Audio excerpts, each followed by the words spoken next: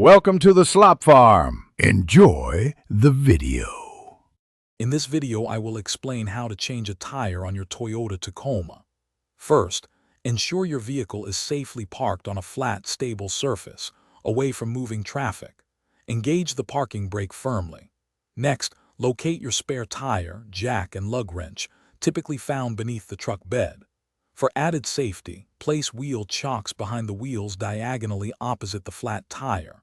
This preparation is crucial for a safe and efficient tire change. Now that you are prepared, let's get that flat tire off. Use your lug wrench to loosen the lug nuts on the flat tire, turning them counterclockwise about 1/2 to 1 full turn. Do not remove them yet. Position the jack under the vehicle's frame, close to the flat tire, following your owner's manual. Raise the Tacoma until the flat tire is about 6 inches off the ground. Once lifted, remove all the lug nuts and pull the flat tire straight off the wheel studs. With the flat tire removed, it's time to install your spare. Carefully lift the spare tire and align its holes with the wheel studs on the hub. Push the spare tire firmly onto the studs until it sits flush against the hub.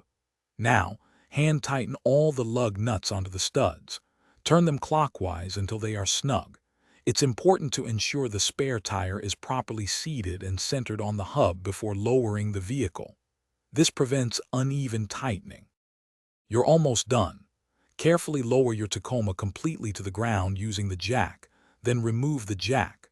Now, use your lug wrench to fully tighten all the lug nuts in a star pattern. This ensures even pressure and a secure fit. Stow the flat tire, jack, and all your tools securely.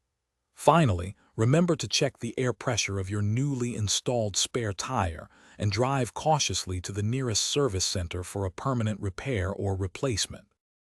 Thanks for watching. Consider subscribing if we helped you today.